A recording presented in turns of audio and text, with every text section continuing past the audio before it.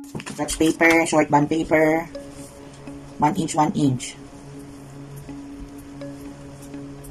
Natitira.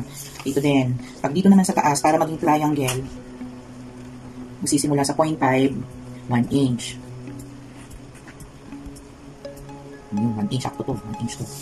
Yung short. Tapos,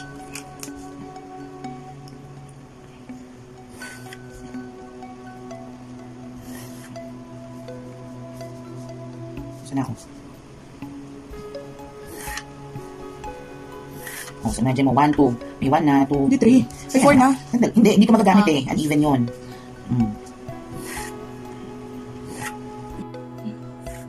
So, ilang pieces? 1, 2, 3, 4, 5, 6, 7, 8, 9, 10, 11, 12, 13, 14, 15, 16 pieces na gagawa sa isang band paper.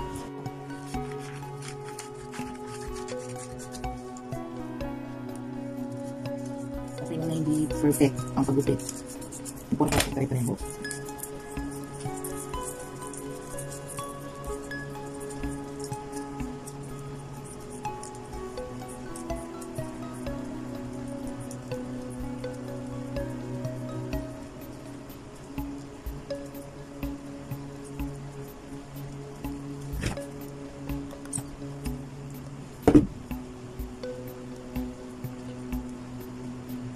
Bead number 1. Isang bead na yan. And so on and so forth. Tapos, ilo lang siya ng dahan-dahan. Tapos, ganyan ko lang. Para pantay. Pwede hindi naman pantay, pero ang dahan dapat. Tapos dot lang. Sa dulo. Dot naman doon. Tapos, yan, tapos ganoon mo lang. Para may butas, syempre. Ayan. Tapos sinulid na ilang layer? 2. O tapos pag pinasok sa karayon, dapat 4. Para hindi agad mapitikal. Kailangan may laway yung sinulid. O, dapat yung sinulid niya. Ilan anak? Ilan yan? 4. 4 na labo. Yun. O, ready lang yan. Ilang inches na? 38. 38 inches. 38. Sayang naman yung pinag-anahan yung dulo. Gamitin yung pang-bara sa dulo. Para kita nyo yung tatahian nyo. Kasi mahaba, di ba? 38.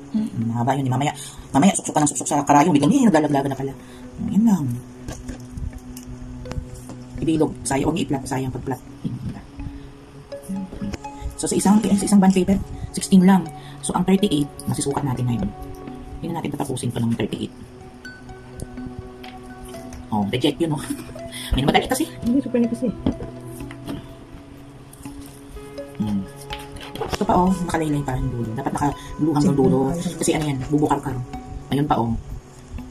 Pakiglo na lang yung dulo. Bukat na lang yung lupis na. Hindi na. Magkakasayang pa. Ako, bitin pa yung sinulid. Draft lang naman. Yan. So, ang 16 pieces, ilang inches na yan? 15. So, ilan ang magagawa? Paki-compute.